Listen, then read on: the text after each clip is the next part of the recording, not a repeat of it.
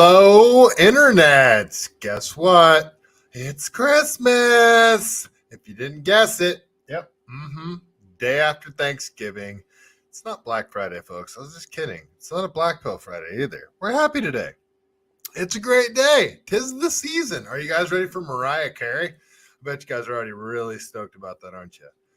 I went and got a Christmas tree today, and I put the lights up. And Scarlett's all excited. She wants to say hi to you and say Merry Christmas. What do you think about Christmas, Scarlett? This is... Uh-oh. She knocked an ornament off the tree. You go lay down. You knocked an ornament down. Go lay down. She thinks she's in trouble. Go lay down right now.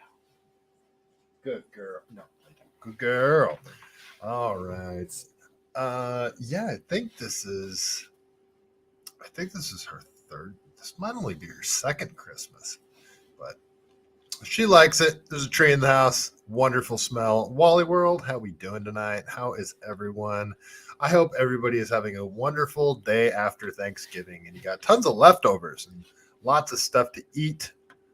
I don't know if it's a lazy day for you guys. I got a lot of stuff done today, actually. Yeah, no, I had to move Scarlett's bed. Well, I know she's not going to be in the frame anymore at all. She's just right there. I had to move her bed over a little bit. Unfortunately, this is where the tree goes. It's where I have to put it, unfortunately. But I like it. I like that. I like the tree in this spot. You know, it's only the third year I've gotten a Christmas tree. So, all right, check over on YouTube. Danger. Hi. How are you? Merry Christmas. I'm going to be saying Merry Christmas for the next month and a half. Yeah, CC Pino, nice to see you. Yeah, happy day after Thanksgiving. I am. If you guys can't tell, I'm a Christmas fan. I'm in the Christmas mood. There was a Cybertruck spotting up here in the Santa Cruz Mountains today. Somebody went to pick up their Christmas tree in a Cybertruck. How interesting. Yeah. All right. Well, let's just get into some stuff, see what's going on. Huh? It's just going to be a nice, easy hangout. Might not even be that long of a show. Oh, actually, probably will be. Probably will be the full hour, but we got nothing too crazy has popped off. There's, well, you guys know my favorite subject. There were some hostages released in, there was a hostage exchange in Israel and Gaza. The ceasefire started today. You've seen two of them in the city. I don't think I've seen a Cybertruck in person yet. I do not think I've seen one. I'm not really that, I won't freak out when I see one either. I freak out more if I see a DeLorean, just because Cybertrucks remind me of a DeLorean, and I'll freak out more if I see one of those. I sat in a DeLorean, and that was awesome. Anyway, all right, let's see what we got going on, shall we? There's plenty of stuff. So we'll just go start off with all the headlines, all the top stories, see what's going on here today. You guys got anything new? You guys got anything you want to share with me? Anything that I should be aware of that happened today that I may not know about? Because it doesn't seem like anything crazy has happened today, but there's always something that I could have missed. But here's the Cybertruck spotting up here in the Santa Cruz Mountains.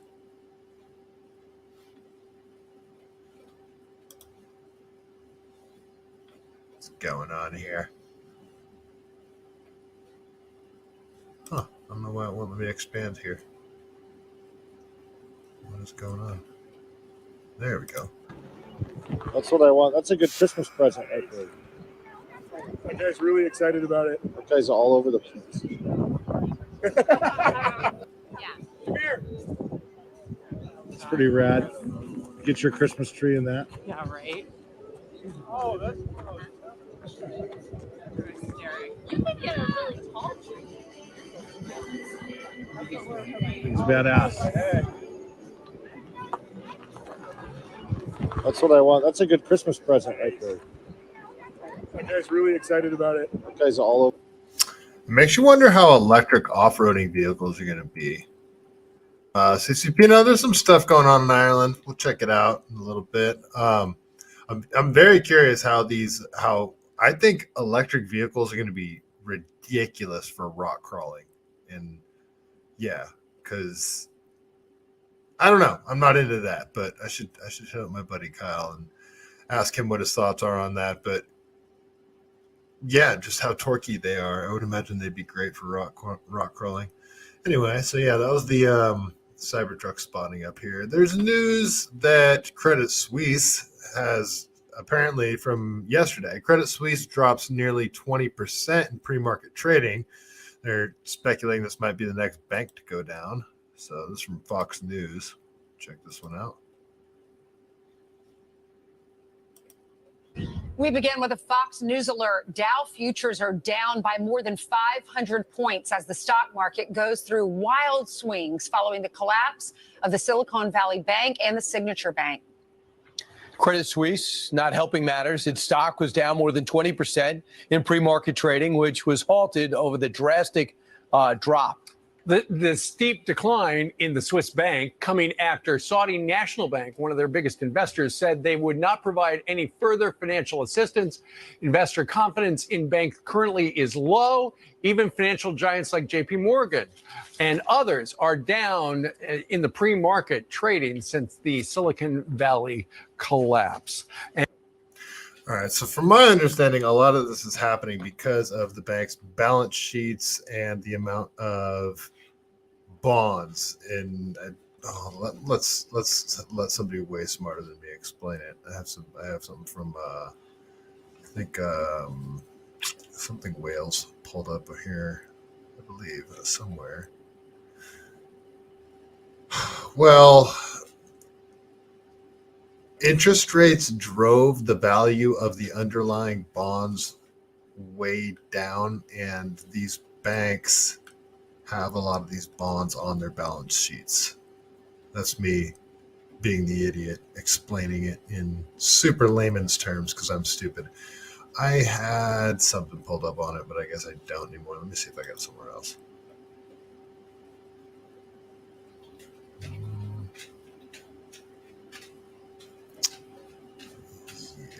Let me search for it. I actually want to read this to you guys because I'm too dumb to explain it, but I want you guys to at least know what's going on and have an idea of why bank after bank seems to be going under. So this was Credit Suisse.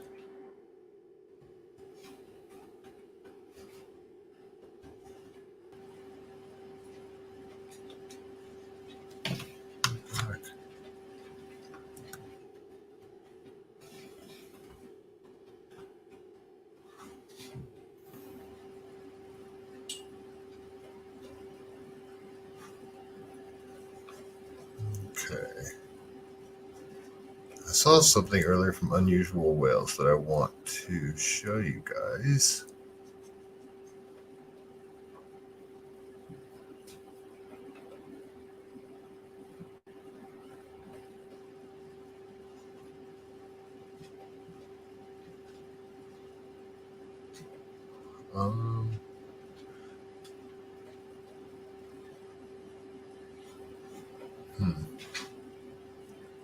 Sorry, guys, I can't find it, but Credit Suisse looks like it's the next one's about to go down, and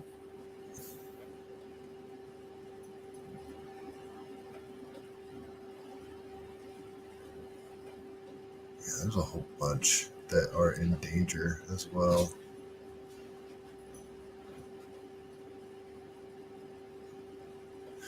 Huh, where did it go?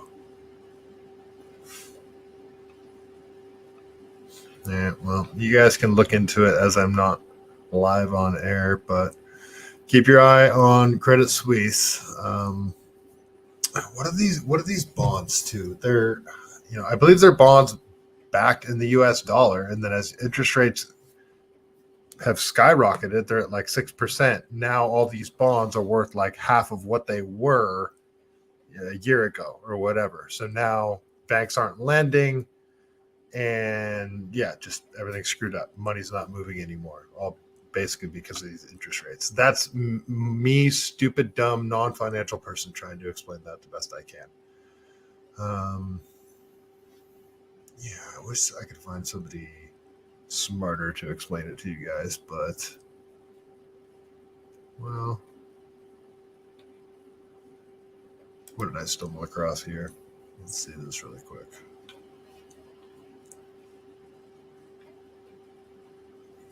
This is back from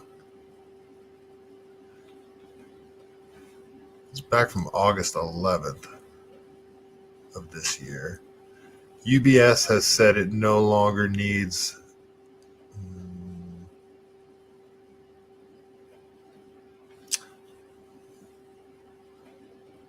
I'm not even gonna read that whole article to you guys. It's about a UBS backstop from Credit Suisse that was designed to shield the bank from losses following its rescue of Credit Suisse. I'm not going to read this whole thing. Well, I'm not going to read it live on air anyway. I'll read it as soon as the show's over. But keep your eye on Credit Suisse. All right, we'll get out of here for now. I won't waste any more of your guys' time. I don't know why that's interesting me so much right now. I feel like we should be paying a lot of attention to that. All right. Derek Chauvin's trending as well. So let's see. Let me go back to my bookmarks here. A whole bunch of stuff I did want to at least cover. This stuff in China is blowing up more. They're showing the hospitals being overloaded at least. I'm not doing this again, guys. Elon Musk apparently is saying that it's time for mass deportations from the U.S.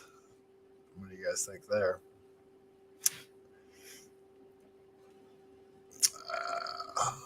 That is such a hairy subject. I'm not for the U.S. government going door to door knocking on. I'm not down for the United States government knocking on doors asking to see people's papers. However, if somebody breaks the law in the United States and then they're found to be an illegal immigrant that's not supposed to be here, yes, I would say deport them 100%. Isn't that what we've always done? I would say do what we used to do and then, ramp that up more. I don't know. Oh, Donald Trump had some stuff to say earlier about elections. So again, YouTube. This is very interesting. Fulton County, Georgia. Raja Mahan, this is not me talking. This is Donald Trump talking. And I think I'm allowed to play clips of Donald Trump talking. I don't know. We'll find out if my YouTube channel gets suspended. So let's see what El Donato Trumpto had to say.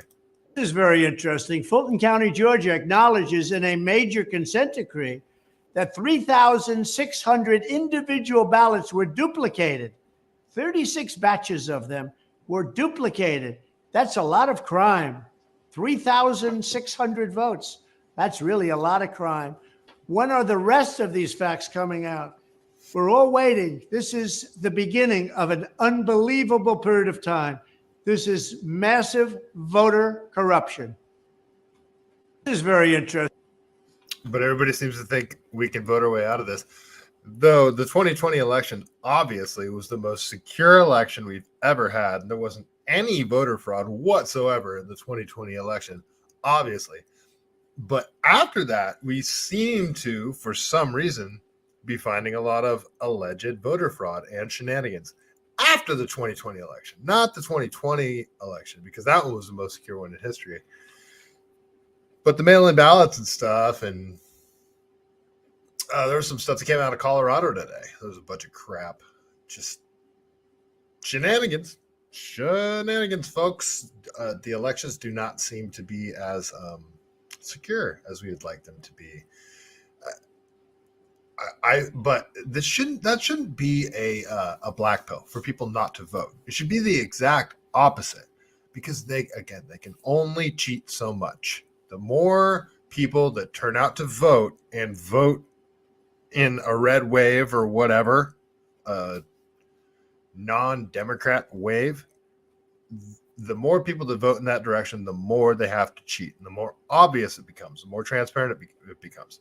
So I say don't vote for somebody because you think the process works.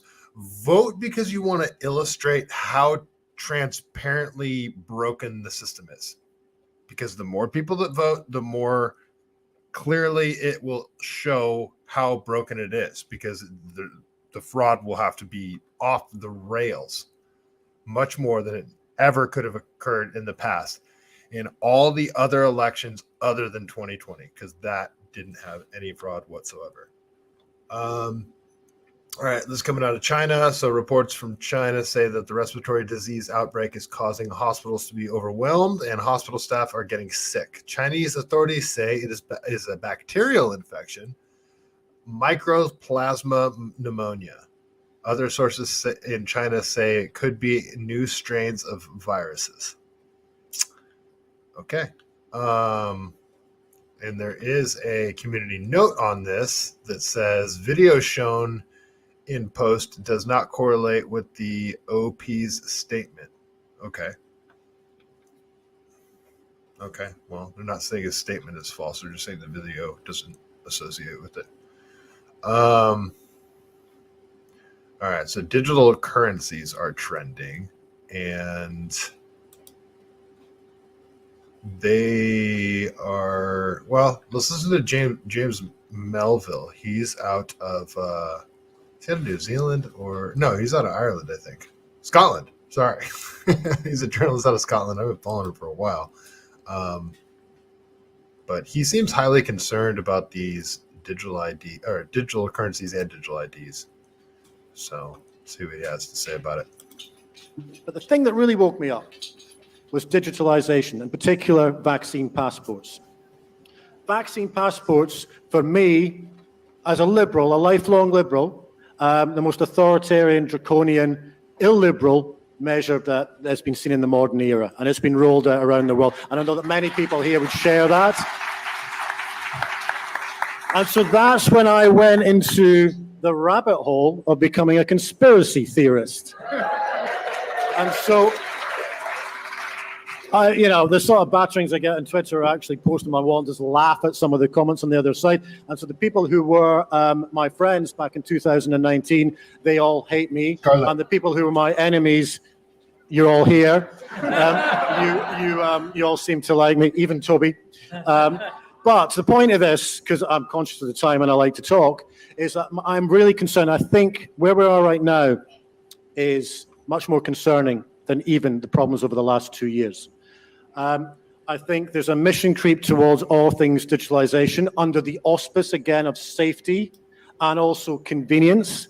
And I'm also concerned while more and more people are looking at this, especially through a cost of living crisis and wondering what's coming next and getting angry with government, I think we need to find ways to stop the division and unite everyone against the people who are putting this mission creep in place to lose even more freedoms in the future. And that is largely linked around digitalization.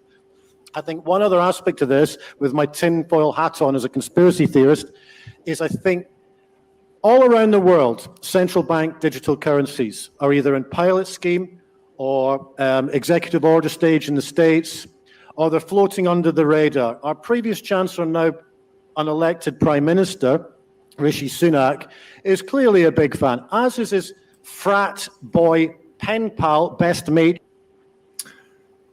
Guys, I'm less concerned about this stuff than I used to be. Less concerned about the digital ID, digital currencies. It seems to be being highly rejected everywhere that they try it, even in China.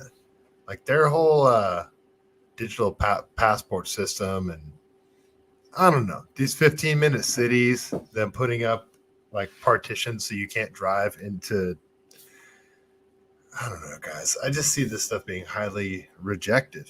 And yeah, it doesn't concern me as much as it used to. But maybe it should. Maybe I'm missing something. I mean, there's definitely still globalist stuff going on, like the World Health Organization is still doing their crap. So let's listen to, what's this guy's name? Tedros. You guys remember this guy from all the COVID crap, but he's got some authoritarian stuff to say. So maybe I should be more concerned about digital IDs and all that kind of stuff. The COVID-19 pandemic highlighted the value of digital health solutions in facilitating access to health services.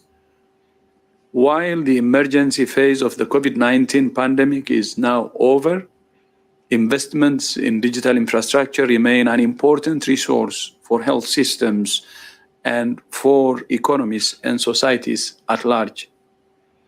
Like many countries, the European Union made significant investments in COVID-19 certificates to help people move around as safely as possible during the pandemic. The European Union's certification system was used by all 27 EU member states and more than 50 other countries.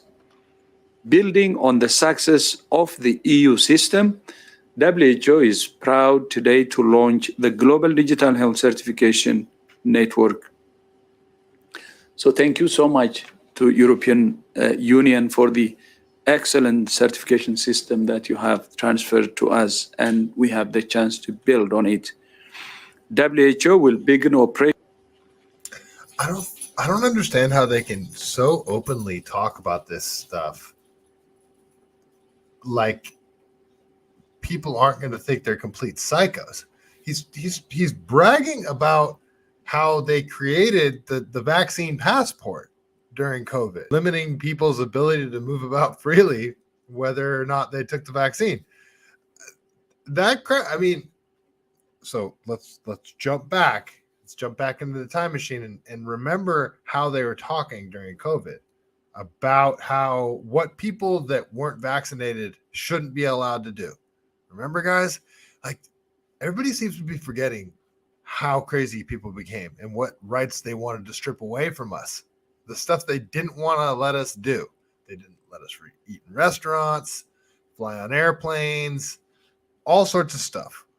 The airplanes thing, they might have let you guys fly. I don't know. I didn't fly the whole time during COVID. But all sorts of stuff. And the passport thing, the ID, based on that, and then, coupled with the credit score, and they just passed the whole bill with new cars being built having the kill switch thing, and the 15-minute cities. Okay, maybe I should be a little more concerned about this than I actually am. All right, whatever. It seems to be being highly rejected in China, though.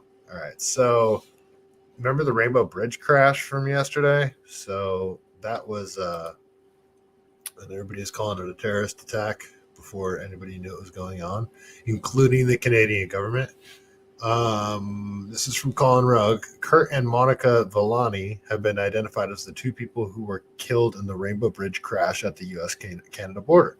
The couple were allegedly driving a $300,000 Bentley. It was a Bentley. Somebody called it yesterday in the chat. Who called it yesterday? One of you guys called it. The couple was driving a $300,000 Bentley on their way to a Kiss concert. What the heck? Friends say the couple have been having problems with the gas pedal on the car just weeks before the fatal crash. Oh, boy. I mean, that does look like what happened. It looks like a stuck accelerator pedal. I mean, that is crazy. That's not a glowing endorsement for Bentley. Holy crap. So, Villani and his wife lived in Grand Island, New York, just 10 miles from where the crash happened. Bentley has not yet commented on the crash, but family friends of Villani say he was having a problem with the accelerator. That's insane. My buddy Matt back in high school had his accelerators. I mean, that's what sucks with these new cars, because there's something you can do if your gas pedal gets stuck to the ground while you're driving. Maybe you can't do it in this car, but if your accelerator ever gets stuck, you guys, don't just try to control the car and drive it. Throw that bitch in neutral as fast as you can and gently pull the e-brake if your brakes aren't working, whatever. But yeah, that happened to my buddy Matt when I was sitting shotgun. It's 68 Camaro. And you just threw it in neutral and shut it down. But maybe you can't do that in new cars. I don't know. Oh, that sucks. That was horrible. The Villani family owned Gooey's Lumber and had a tradition of handing out turkeys on Thanksgiving, and were featured in the news in 2014 for handing out 250 turkeys. tragic. That's, man, it's even worse that everybody's calling it a terrorist attack and stuff when it turned out just to be a horrible, horrible car accident. That Bentley, you better comment on this soon, because you guys saw that crash. They were hauling ass. I mean, that's a powerful car too. It's a Bentley. It's a, probably a 500 or 600 horsepower car, just because that's how Bentley rolls. But oh man, that is awful. So Terry Wallace, that was you, Terry, that called it yesterday. Yeah, does. Yeah, obviously hit the brakes too. Man, that is rough. That is rough. Okay, so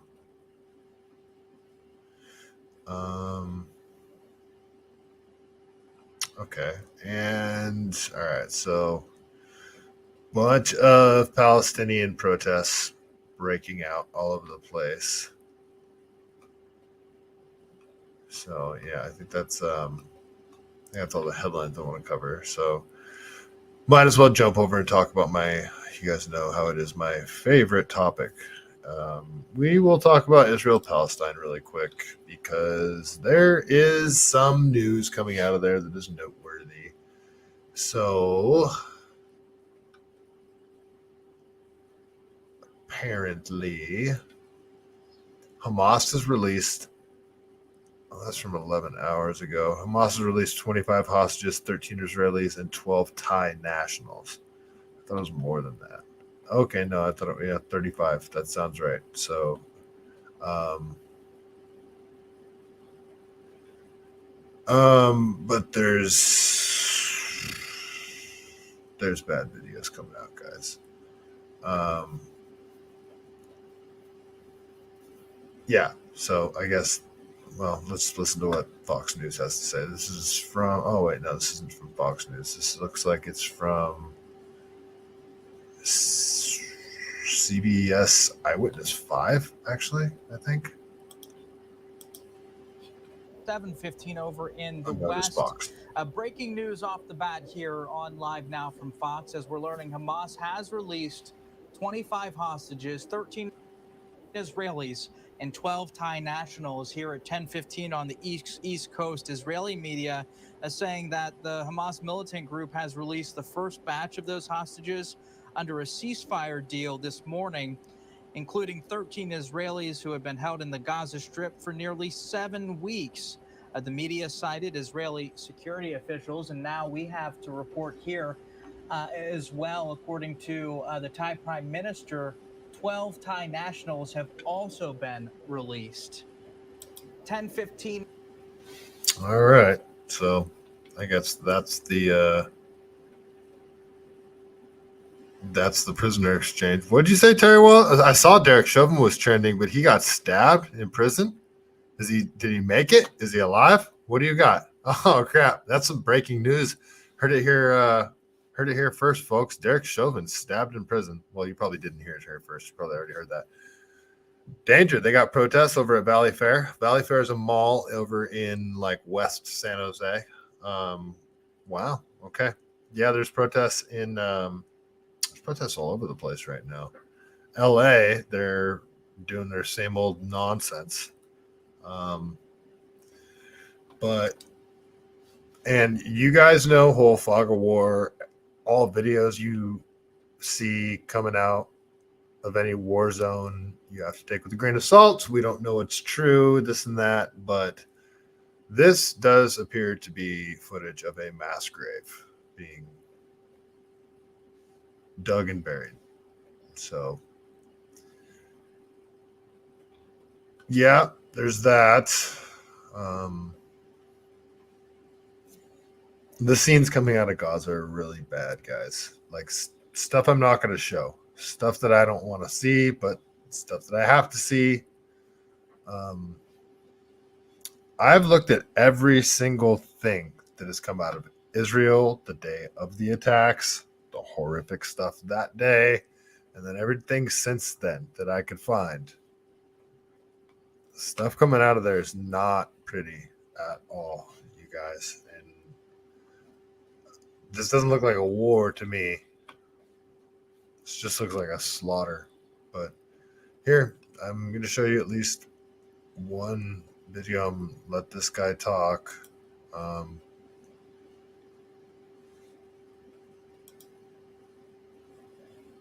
Yeah, I'll let him talk for a little bit. I won't play the whole video. It's like 5 minutes. As you know, we've called for an immediate ceasefire, which is a long-term stopping of the fighting. That doesn't mean to say that we wouldn't grab the opportunity of any time when the fighting stops to get much more aid in. So I hope this works for the sake of the hostages first and their families, but also because I think it'll give us a chance to do our job in Gaza.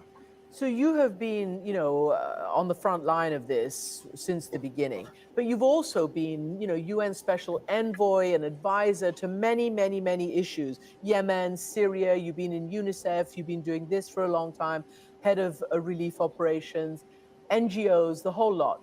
Have you ever seen anything like this? Well, how do you assess what's happening right now in terms of humanitarian needs in Gaza? The worst ever, Christian, and I don't say that lightly. I mean, I started off in my 20s dealing with the Khmer Rouge, and you remember how bad that was, the killing fields and so forth. But 68% of the people killed in Gaza are women and children. They stopped counting the numbers of children killed after 4,500 had been counted. Nobody goes to school in Gaza. Nobody knows what their future is. Hospitals have become a place of war, not of curing. No, I don't think I've seen anything like this before. It's complete and utter carnage. Martin Griffiths, as you know, the Israelis say 1,200 of their people were slaughtered on October 7th. And as we know, around 240 hostages were taken, including babies, old people, infirm, etc. The Palestinian authorities say that 12,000 plus people have been killed in Gaza. We believe, you've said 68% are women and children. There must be a combination of civilians and I suppose combatants. But how do you analyze the pushback from the Israelis, sometimes even the Americans, that we can't even trust these numbers? How long have you been relying on Palestinian Ministry of Health numbers? How accurate have they been over the years? And now we're having to say, Hamas run or authorities in Ramallah. Can you break all that down for us? Yes, UNRWA, which has been there for these many, many decades, as you know, running these institutions, helping other institutions to function. They and we in my office have indeed been using the statistics provided, for example, from the Ministry of Health in Gaza, and have triangulated them over the years to make sure that we feel confident about them. So we have a long history. We don't put these figures out without thought. And I think people can trust us enough to know that when we say these things.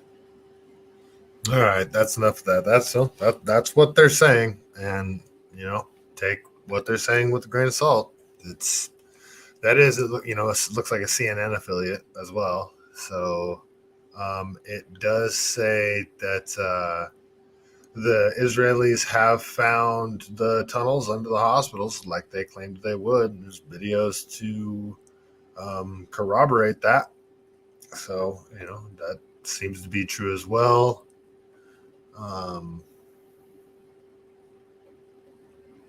Yeah, there's a guy in New York that was harassing the Egyptian guy. I'm not even going to talk about that. That was just stupid.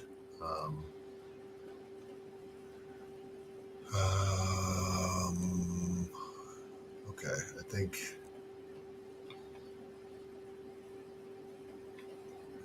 Well, I want to play this video from Kirby. I bookmarked it for a reason. Let's see. Whenever I bookmark something from Kirby, what did I bookmark this for?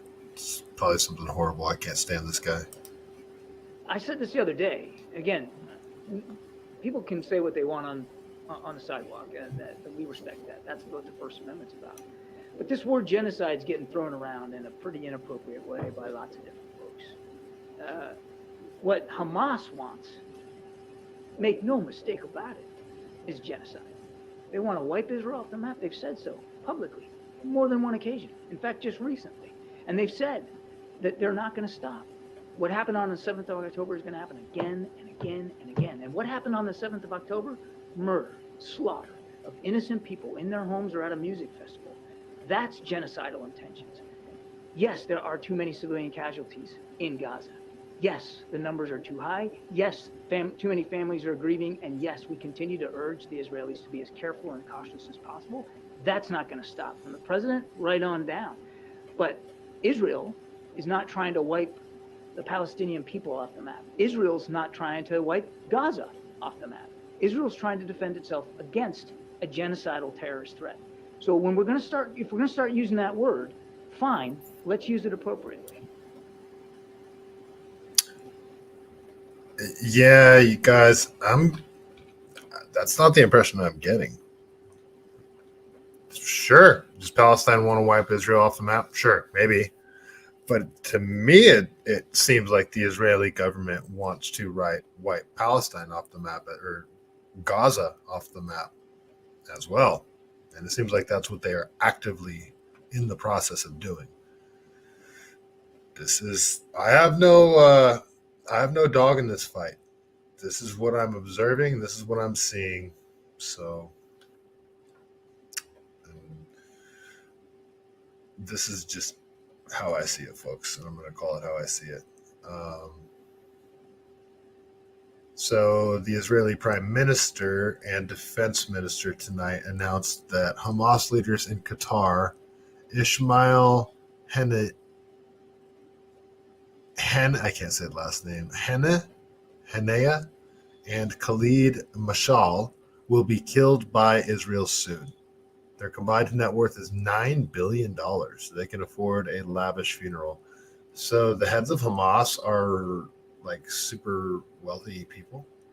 I didn't know that. Okay. Israel and Hamas. This is from Al Jazeera. Israel and Hamas 4-day truce is set to begin Friday at 7 a.m. local time in Gaza. So that was today, and there was already some stuff happened like 4 hours after the ceasefire. But all right, that's kind of where they're at, you know. Lots of people dying every day. They are finding tunnels. Yeah, it's really bad.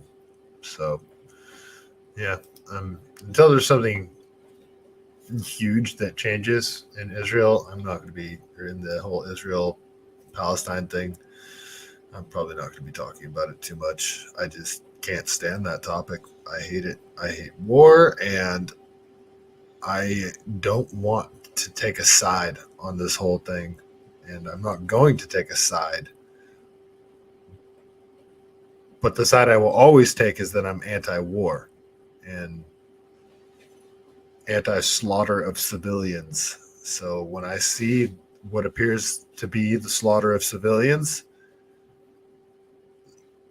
I can't support that in any way, shape, or form. And that's what I'm seeing. So, and I know a lot of people will say, well, what about the slaughter of the Israelis? And what do they want? Well, what's your solution? You don't want to know what my solution is. My solution is withdraw all U.S. support completely. Let them figure it out. Let them fight it out. Like, if anybody is supporting an Israeli state, or if anybody should support an Israeli state, like owes it to them, shouldn't it be the Germans? Shouldn't the Germans have to support Israel? I don't know. That's just, I mean, isn't that how they ended up in this mess in the first place? I don't know. Well, all right. I'm just showing my ignorance now, aren't I? Okay, I'm going to leave the whole Israel-Palestine situation alone for now. Okay, thank you, Terry Wallace. Apparently he's not dead. I wonder I wonder if it was just a little love tap or they were actually trying to kill him. That's interesting. All right, let's talk a little bit about Ireland because there's still trouble going on over there. And yeah, I use that word intentionally. So they're going after the hotels that are housing the illegal migrants. You're seeing a lot of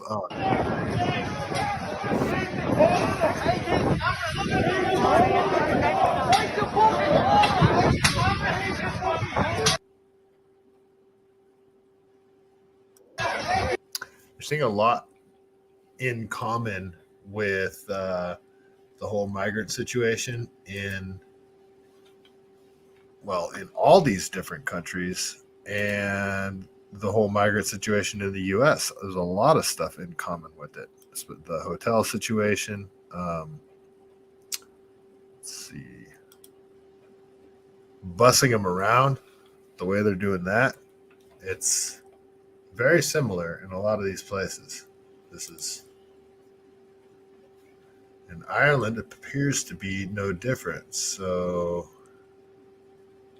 this is a video from not too long ago. This is from Radio Genoa. Not too long ago, a busload of undocumented illegal immigrants was dumped at a hostel in Dublin, right near where yesterday's stabbing of Irish children took place.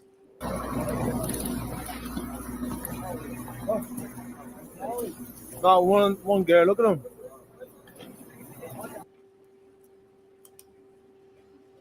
All these fellas.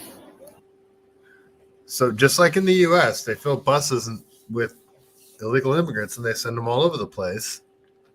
And it's the same thing is happening everywhere. And it's orchestrated. And it in all the Western countries, all the Western countries seem to be being flooded with non-Westerners that don't share Western ideals. And Western countries are having like a culture crisis. And shit is breaking down. Everybody can kind of see this.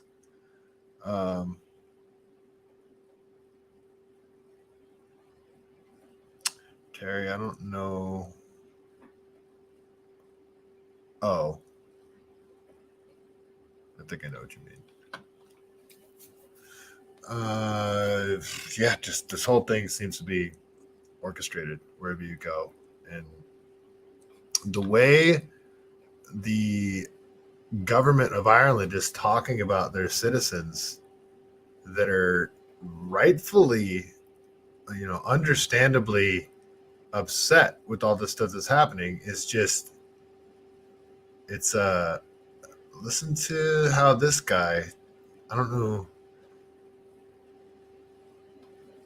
who this guy is.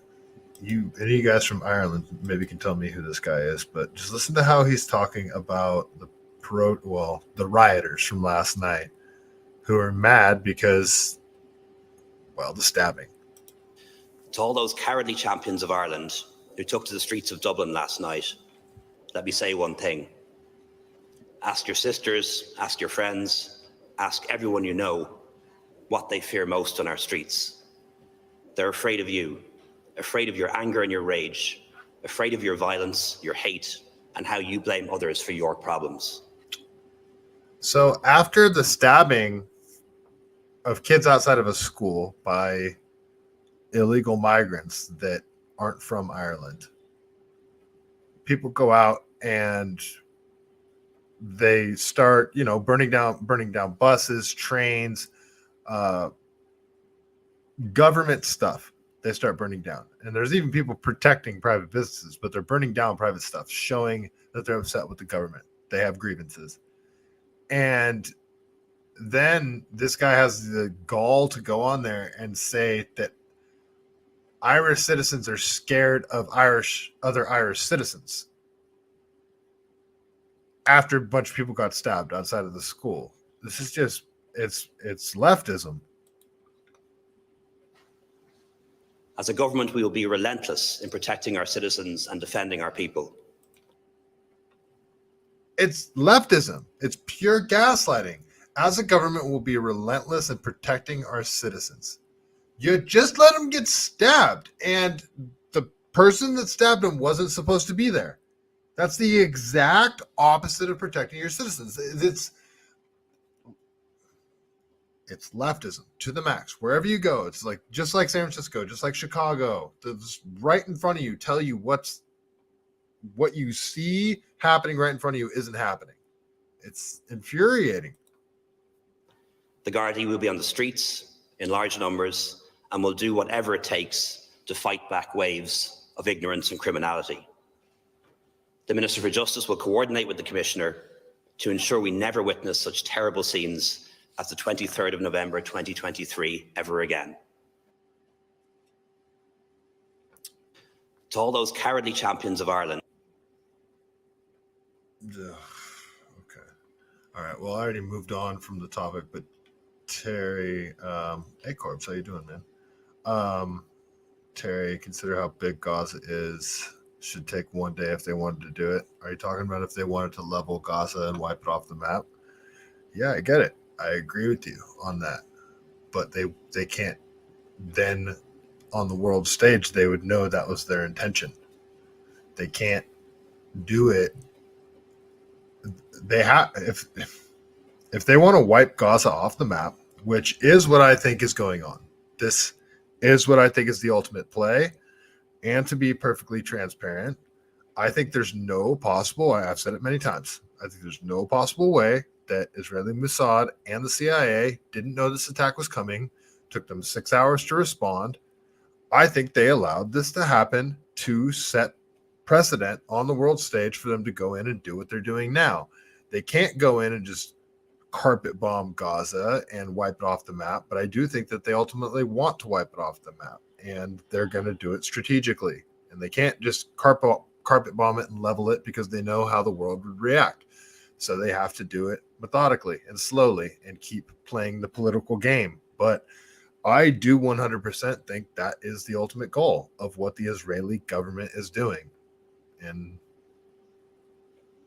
that's where I'm at with it. That's what I'm seeing. So, Pete Grabber, nice to see you. Yeah, thanks for telling me, Derek Chauvin. Yeah, got stabbed. All right, let's go to that. Let's check it out. I saw he was trending, so let's see who's reporting on it. Derek Chauvin, there he is. Oh, clicked too fast. Sorry. What do we got?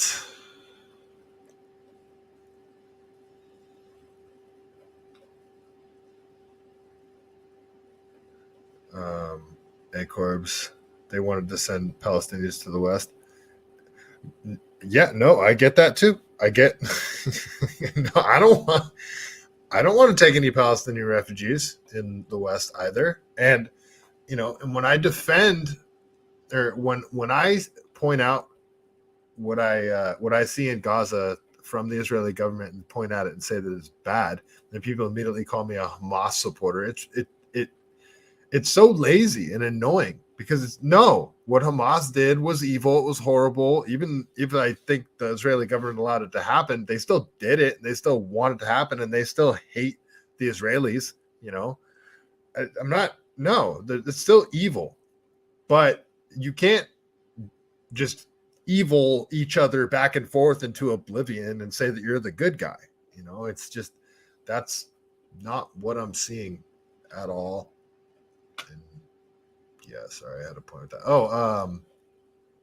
Well, yeah. So, and then on the flip side, you got all these protesters over here in the U.S., the people that are ripping down the signs of the hostages and crap, and then the protesters that are getting extra evil against Jews that are, if you're a Jew in America, you support Israel, like that's, it's kind of your right. I kind of treated it the same way as like if you're an actual Ukrainian and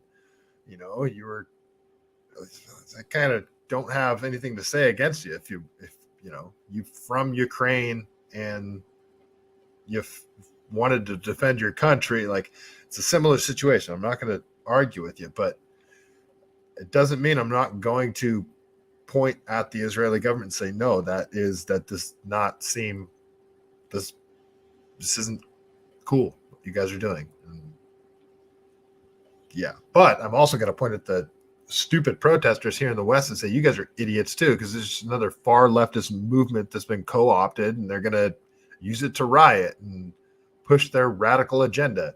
Like, I got a video of some protests today where they're walking, talking about free Palestine and all this stuff, and then you see a trans flag going through the middle of it. It's like, you guys are idiots. You guys are dumb. Like, they don't like you. The Palestinians would not be down with your trans flag in Palestine. They wouldn't. They wouldn't like you. They wouldn't like your whole leftist ideology, any of it. It's very annoying. It's very frustrating. All right. So this is from about an hour ago. Laura Loomer, Derek Chauvin has been stabbed in prison.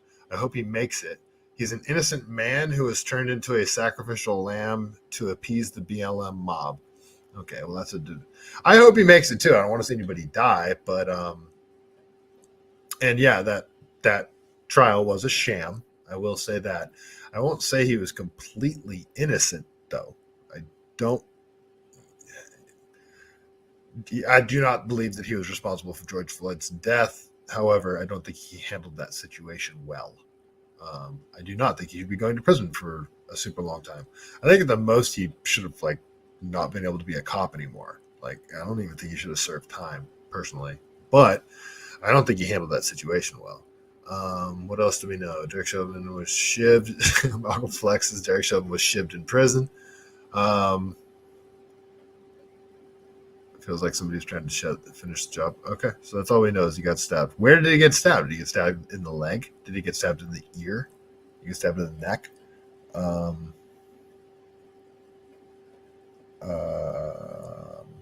Pete Grabber, we should stop funding them. Yeah, so that's really the thing. Whichever side of it that you're on, I'm anti-war and I'm anti-U.S. intervention. So yeah, I don't want us funding any, just like in Ukraine. If you know what? If China invaded Taiwan, I kind of say, that sucks. Yeah, don't like it, but we shouldn't intervene over there either. So it's just, I really am buying into the whole America first, especially right now. We need to start producing stuff again. Is what we need. If we're going to be a great country again, we need to start producing stuff again. And I'm sorry, I think we need to simultaneously start refining our own oil, start pulling our own oil out of the ground here in California, pulling our own oil out of the ground again. And we need to build some nuclear reactors. That's what we need to do. That's if we want, that's where we need to start. We need to bring manufacturing back here. Make California great again. We absolutely can. California has so much here to offer the rest of it. California could be a powerhouse again. We're just stupid. Anyway, all right, cool. Enough with the Derek Chauvin stuff. We know he got stabbed. Pete Grabber, we're always in line, homie. California is done. You got news. Thanks for the encouragement, man. Be Sizzo. Nice to see you.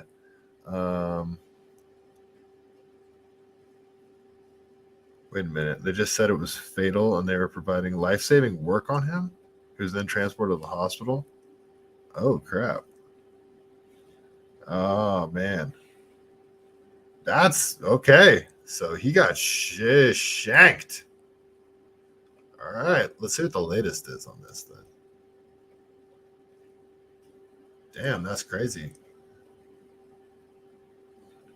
Oh, man. There will be some tinfoil stuff going off on this immediately. Oh, crap. Oh, man. Black Twitter is celebrating.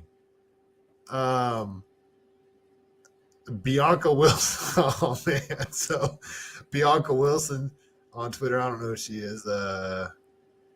It's a tiny account, but it just says Black Twitter coming together to celebrate Derek Chauvin getting stabbed, and it shows a video of a bunch of people dancing. I'm sorry, that's kind of funny. Oh shit, Kiki, for real? Wait a minute. Man, Kiki, did you get suspended again? What the heck? That's funny. What the heck's going on here? They killed off Derek Chauvin, is what he's saying. I'm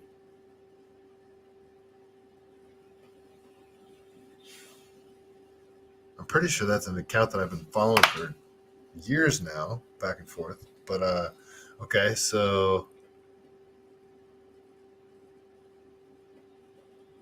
all right, I'm not seeing anything else about him being dead yet. No reports of fatality. Okay. Yeah, I'm not seeing that. Pete Grabber, who are you talking about? Hey, Corbs, you're in Canada? Pete Grabber, is that who you're talking mess to? Pete Grabber and Acorns, you guys talking trash back and forth? You know, if you guys, one's got Newsom, one's got Trudeau, it's a draw. They're both awful. They're both absolutely awful. The only difference is in California, as ridiculous as our gun laws are, we still have 2A here. We have castle doctrine, which is good. Trudeau is grabbing the guns. Yeah, Acorns. That what Trudeau's doing over there with the guns is absurd. That shit is crazy. And speech.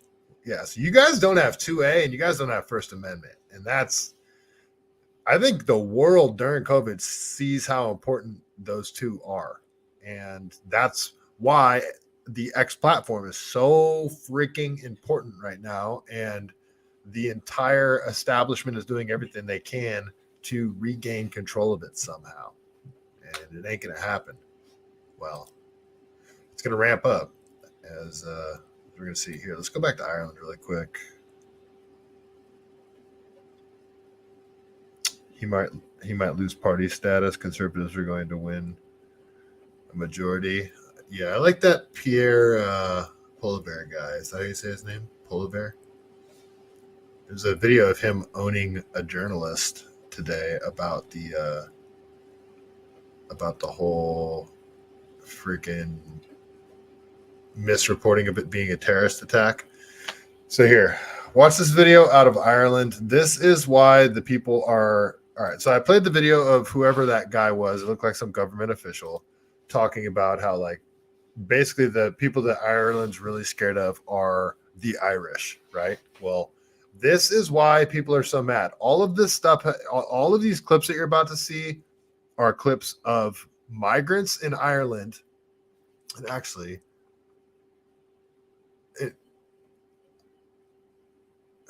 here, before I even play that clip, so there's a fact about Ireland that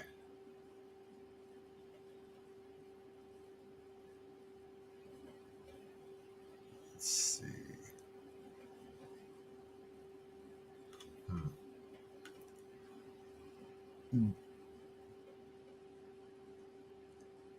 Where is it? Just basically that the Irish are natives. The people of Ireland are the natives. They didn't conquer anybody. They aren't colonizers. They're the natives of Ireland. And they've had illegal migrants forced upon them. And this isn't about, I don't know where I stand on the whole preserving your culture thing, but why does every place need to accept people from other places? Especially if there's huge cultural differences. And I'm not talking about differences in skin color. I'm talking about differences in philosophical ways of living, rules of conduct about how we go about our daily lives and what is acceptable in society. And when you thrust a bunch of people onto a society that have different cultural values and work under a different set of rules, you're going to have chaos within that society. And this is a bunch of clips of things that Ireland's had to deal with up to last point, and this thing's sort of been a powder keg, and the stabbing outside of the school is just sort of a boiling point. And these are all clips leading up to that from last night. So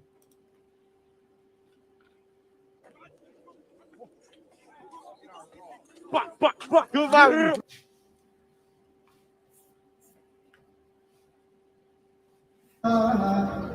لا يضيع أجر المؤمن.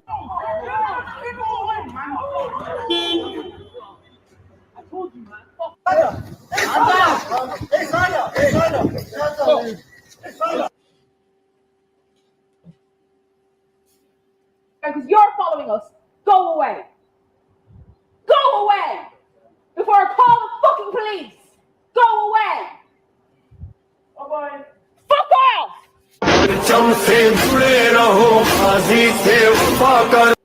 all right, Pete Grabber, you hit the nail on the head right there. So it creates division and it makes the population easier to subjugate. Yeah, and that's why I'm pointing out the buses and migrants being transported all over the place. It's happening. The same things are happening in different countries, and it's always the West. It's always taking a ton of people that aren't from the West with Western values and throwing them into the West all over the place. That island in Italy, in France, London, Germany, the Netherlands, just obviously Ireland. I don't know if it's happening in Canada. I don't know if it's happening in Australia, New Zealand, but it seemed to be this designed, like Yuri Bezmenov talking about subversion. It's like this, this intentional culture clash that they're designing. It seems like. Look at this shit. The smell of fucking weed and everything. Sniffing coke. Seeing them down there. Look at this. This fucking shocking, man. I'm telling you. How long are we going to have to put up with this crap? And it's only going to get fucking worse. Look at seeing them fucking all that shit into the licky. What you saying, bro? What you saying, bro? Where you going? Where you going? Where you going? Where you going? Where you going? Where you going? Where you going? Where you going? Come here! Come here! Come here! Come here! Come here, you pussy! Come here! What you saying? Come on, what you saying, blood? Foreign fucking men, fighting age men coming into my country looking for free shit, looking for PPS numbers and houses.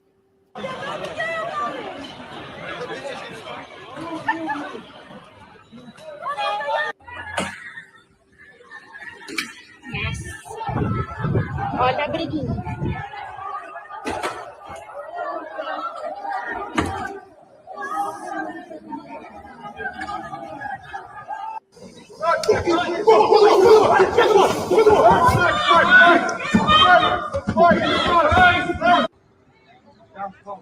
No.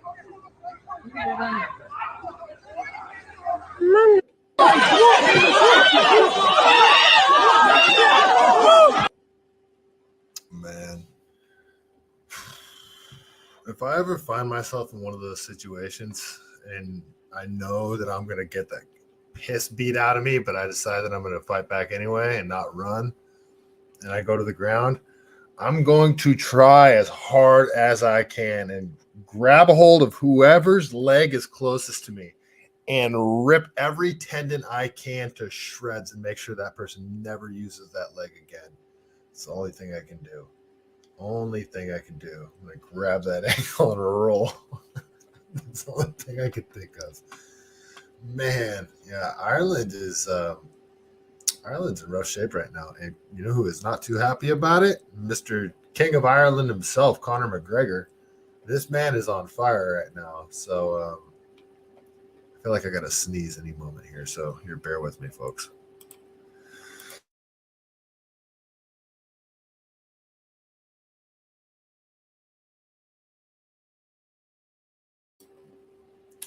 Oh, that was wonderful.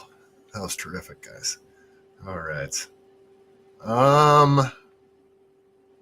Okay, so hey Corbs, no, I have not watched that video. pick refugee status where you want to invade. What? Who funds them to get to places like the UK and what? Well, yeah, everybody says Soros. I don't know.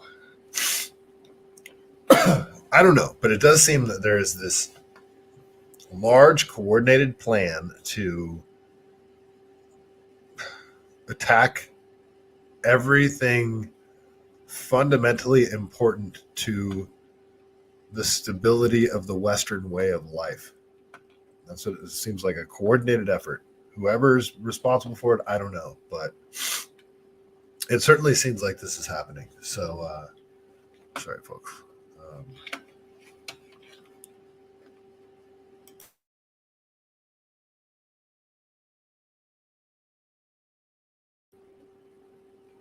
Oh man, yeah. Sorry, I got all stuffy now. I don't know why.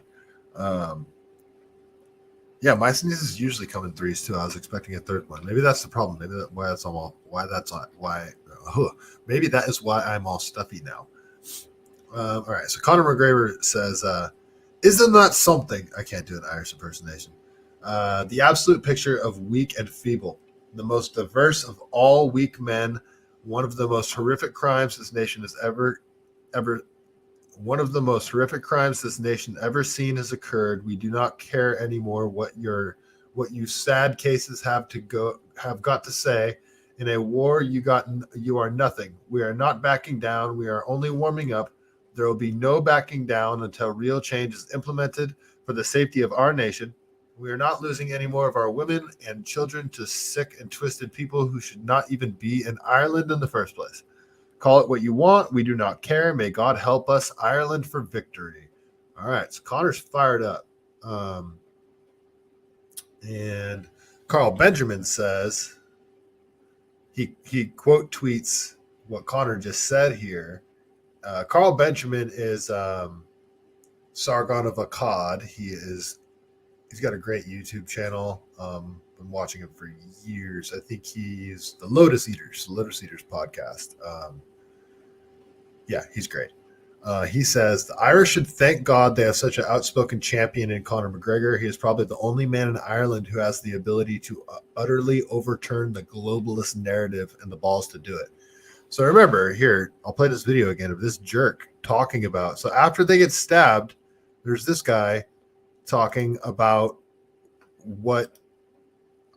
who Ireland should really be fearing right now is the Irish. Just listen to him talk again. To all those cowardly champions of Ireland who took to the streets of Dublin last night, let me say one thing. Ask your sisters, ask your friends, ask everyone you know what they fear most on our streets. They're afraid of you, afraid of your anger and your rage, afraid of your violence, your hate, and how you blame others for your problems. As a government, we will be relentless in protecting. Like, how narcissistic and insane is it to say that right there? They're scared of you and your violence after somebody that shouldn't be there in the first place stabs native Irish people. And then they say you're not willing to accept. It's just madness. It's absolute backwards, the opposite of reality, narcissistic gaslighting in its most pure fashion. It's infuriating. And again, this is happening everywhere. Gavin Newsom's the king of this. He's the absolute king of this. You bring up homelessness to Gavin Newsom, and he'll pull 20 stats out of his ass about how homelessness is actually not that bad in California. You'll talk about the economy, and he'll talk about everything's great in California. Talk about how, nobody's ever going to nobody my age can own a home, in much less California, the entire country. But, Gavin Newsom will always just pull numbers out of his ass to say things that you see every day in reality aren't actually happening. He'll say the grocery store prices aren't that high. He'll say gas prices aren't that high. It's just straight up lies to your face all the time. And it's not true, but you just can't do anything about it because they'll just lie. They won't ever take any questions from a journalist that doesn't, where they don't pre-screen the questions. You know, it's the ultimate haves and the have-nots situation is happening, and it's all being perpetuated by the people that talk about like the wage gap the most. And it's just disgusting at its most pure form. It's gaslighting. It's actually happening. So, all right. So this is a video of, so everybody's out protesting, and I guess there's people actually breaking into stores and stealing stuff. And then, well, they kind of point out, this doesn't look like Native Irish folks stealing this stuff.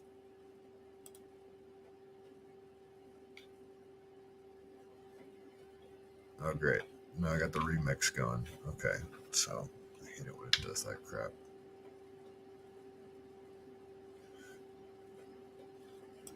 All right. So they're basically saying that migrants are stealing stuff out of stores during the protests against a migrant stabbing a bunch of people. So, yeah. And yeah, the Irish are going after cop cars. They are. So it still appears to be going down in Ireland. And Conor McGregor is on fire. So let's see what DC Drano has to say about it. So DC Drano says Conor McGregor is a world champion fighter. He's tough as nails. He has a lion's heart and truly cares about the Irish people. I admire how he is rallying the forgotten voices of his country to fight back against the World Economic Forum agenda. At the same time, I am deeply concerned about the pushback he is going to soon receive from the tyrannical machine. I predict there will be fresh sexual assault allegations, investigations, and lawsuits against his business and blacklisting. He must surround himself with smart and tough lawyers who will help him navigate this incoming. He can absolutely lead his home nation to freedom and greatness, but it will not be easy. May God bless him as he embarks on his journey. You know, reading stuff like that, like, it doesn't scare me, but it does make me realize how exposed I am. I talk about stuff they don't like us talking about, guys, and I am nobody. I am absolutely nobody. I'm going to keep talking. So, all right. I think that is enough about Ireland. There was some California crap. Actually, there was COVID crap I wanted to talk about. I'm already over a little bit, so I'm going to keep going.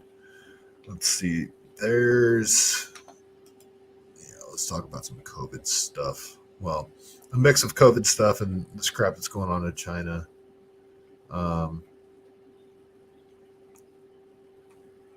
So according to Charlie Kirk, only 14% of Americans are keeping up on their jabs. The COVID jab rate sits at just 14%, despite the CDC and Big Pharma spending millions pushing the mRNA shot on Americans.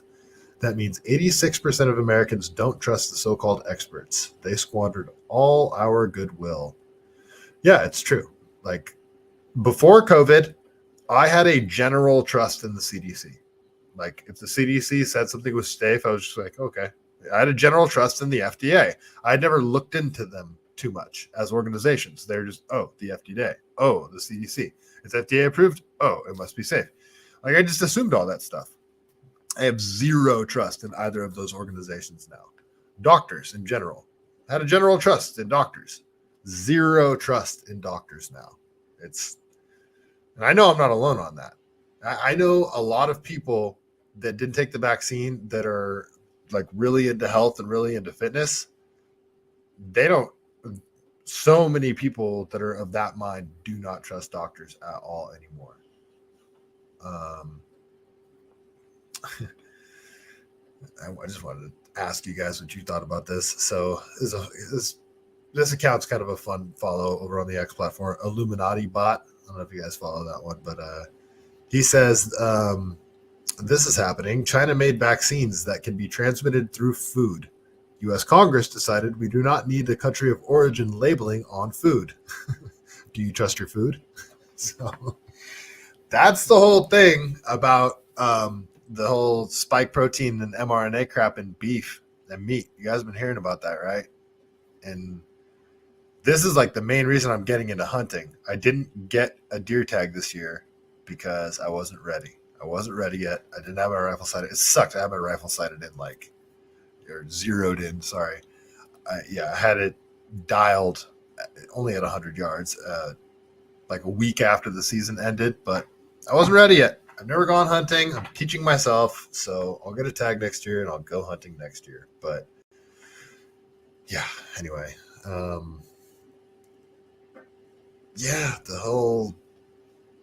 I hate that it's even in my brain. Are they poisoning the food? But I talked about last night, like the fluoride in the water. It's like they're messing with everything we consume, everything we eat, everything we drink, everything we inject ourselves with. You shouldn't be injecting yourself with everything. Pills, everything we take in on TV. It's just everything is poison. Everything.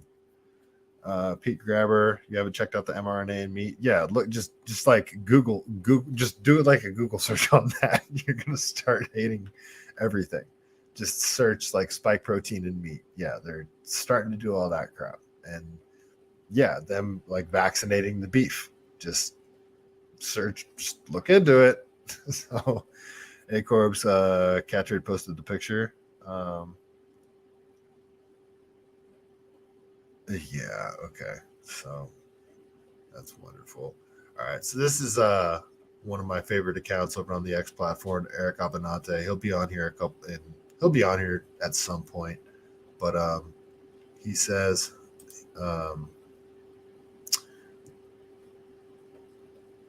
so he's talking about how like on local news channels, they used to talk about the dangers of vaccines and stuff. So he says here, remember when the news would report on vaccine injuries? Here's a report from 1999. Candace is among a growing number of children. So here, he just quotes the video, but just play this quick video back from 1999. This is like a local news station from Maryland. Well, reading, writing, and vaccinations every school year means parents will be taking their children to the doctor's office or a clinic to get immunized. By law, children must be up to date with all their shots by the time they enter first grade. But there has been growing concern among parents and advocacy groups about the safety of many of these vaccines. In fact, some groups now believe there's a connection between autism and vaccines. The U.S. Department of Education has reported a 173% increase in autistic children between 1992 and 1998. Newsnight Maryland correspondent Yolanda Vasquez takes a look now at the vaccination program. Yeah, you see the book? Sesame Street. Who's that? Yeah, I'm going to see. Look. Oh, boy, here's a... All right, well, I don't need to play the whole video, but they did used to talk about it. What's crazy is this was right around the time my nephew was born, a few years after this, but this is when Jenny McCarthy started getting involved in the whole vaccine movement, the OG anti-vax movement, when they were talking about the rise in autism and trying to associate that with vaccines.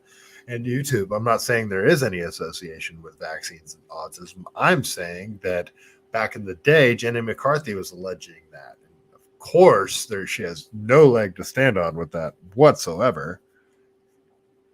But that was right around this time. And then there was like this giant coordinated attack to get everybody to shut up about that. Just nobody can talk about that anymore. So it's kind of funny. Especially now. Just nobody can talk about that. Here, quick never forget what they did, guys.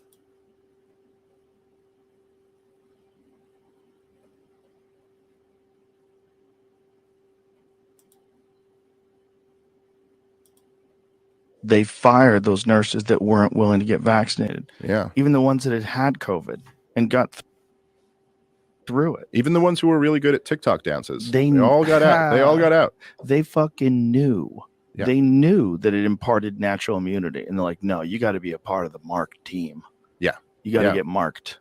Well, and You got to be on the good side. The craziest thing about that was that many of these nurses at the point, right? Because when they were firing them was already well into 2021.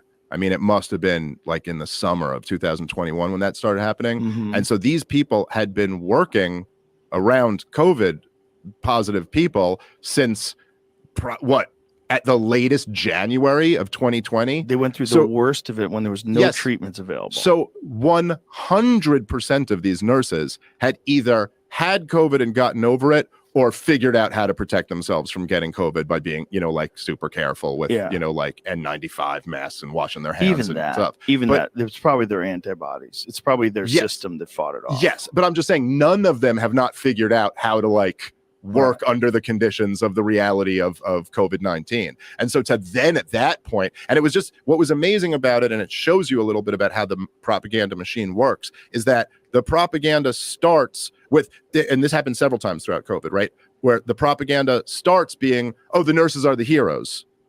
Every day at 6 p.m. in New York City, we're going to open our windows and clap for them while we're all locked down because they're the healthcare workers and they're really on the front lines of this battle. And then as soon as you're not compliant with the latest requirements of the regime, your life's ruined. Yeah, We'll because end your there's livelihood. no room for nuance. There's no room for, oh, you've had it, then you don't have to get it, because then you're going to sell less vaccines. Right. It's right. Never forget what they did, guys. Never forget. And I think enough time has passed now to where we can look back and everybody can agree that the information was always out there that it was never going to stop transmission. From the very beginning, we knew this. As soon as the vaccine started getting rolled out, even from the original strain, these weren't breakthrough cases. Remember, that's what they're calling them in the beginning, because everybody originally thought, oh, vaccine, that means I'm not going to get it. Remember when they were calling it like 99% effective, then 96, then 92, then 88. They kept lowering it down about how effective it was, and they were calling it breakthrough cases at first because they're trying to sell it as a vaccine that stopped transmission when everybody knew that it wasn't. And then once that lie got called, then they tried to change the story that they weren't saying that it stopped transmission, and it actually did stop transmission in the beginning. It's just the strain has changed so many times, and it was all BS. The whole time they knew it was going to stop transmission. So if you guys agree with that fact, and it is a fact that they always knew that it wasn't going to stop transmission, if you agree with that, then why on earth did they need to push it so hard? Why did they need everyone to take it? Why did they push it so hard? And we're just moving on from that. And all these people that pushed it so hard, trust the science, that were clearly lying to us, are all now, it's the same people that are telling us lies now. It's the same freaking people. So I don't know how anybody can trust them.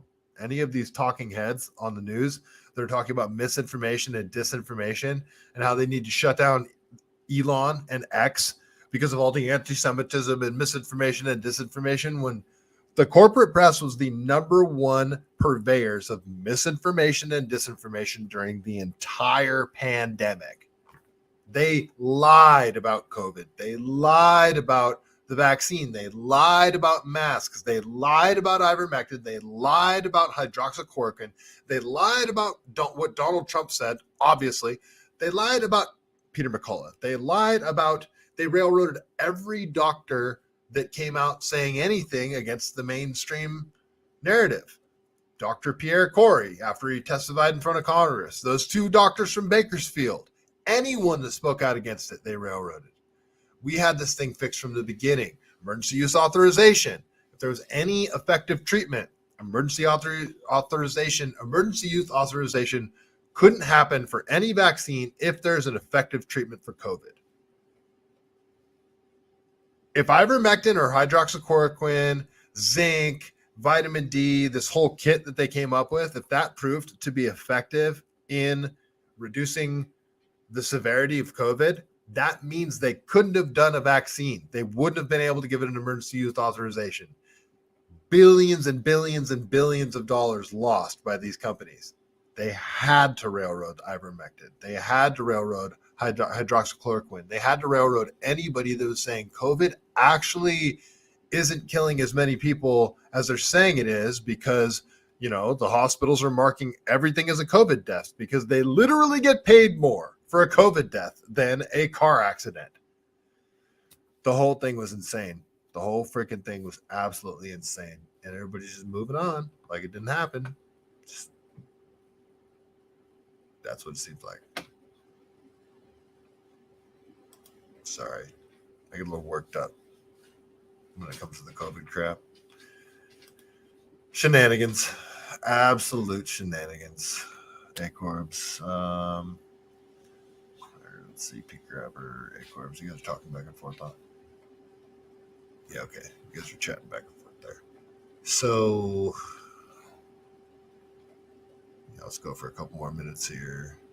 The protesters went to this guy's house. So, the AIPAC president, Michael Turchin, I don't know, is taking responsibility.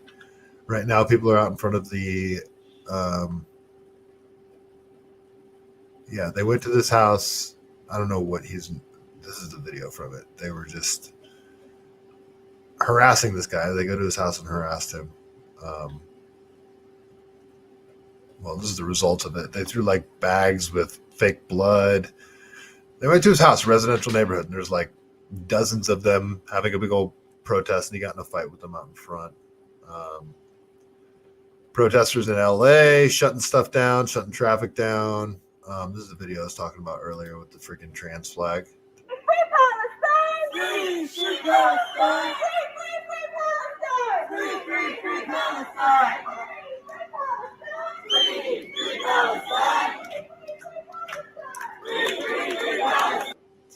None of these people could point to where Israel or Palestine is on a map if it wasn't labeled. Guaranteed. None of these people could. This is a co-opted movement. These are the same people that were doing the Black Lives Matter during George Floyd stuff. The same people that are like at the anti-Trump rallies. They're all wearing their masks still too. This is freaking. It's almost 2024. Almost every single person out there is wearing a mask. You guys figured out it's not because of COVID. It's not because they're scared of COVID, you guys. I mean, maybe some of these idiots are, but no, they're covering their faces because they don't want to be associated with what they're allegedly protesting. Okay. Yep. All right. That's enough. Enough of those shenanigans. All right. I think that is enough for tonight. I might be back on Sunday, but I'm not positive yet. I'm not sure. I might have something I have to go do, so I'm not positive on Sunday. But I will be back on Monday for sure at 6:30 at the same time. All right, yeah, that's all I got. All right. I hope you guys are all having a fantastic long weekend. I hope you guys get your Christmas trees up, get some lights up, have a fantastic weekend and all that good kind of stuff. Danger, B Sizzo, A-Corps, Pete Grabber, Terry Wallace, Wally World. Nice to see all of you guys. CC Pino. Thank you guys all for hanging out. It's always fun. And yeah, I will be back on Monday, maybe Sunday. Oh, if you guys have made it this far, if you give that like button a tap, that would be awesome. If you want to share the stream with somebody, that'd be fun. No long weekend for you guys. Oh, I'm sorry. I know you Canadians don't have the Thanksgiving. Well, I'm sorry, man. Sorry. It is Friday. This is the weekend. All right, folks, that is all I got for the evening. But before we go, you know how we do it. We got to read a joke from the greatest book ever written, The Truth About Chuck Norris. Let's see what we got tonight. All right, you guys ready? Let's see what we got. Okay, this should be funny. Let's see what we have. Okay, so Chuck Norris took my virginity, and he will sure as hell take yours. If you're thinking to yourself, that's impossible, I already lost my virginity, then you are dead wrong. And on that note, stay CaliBased.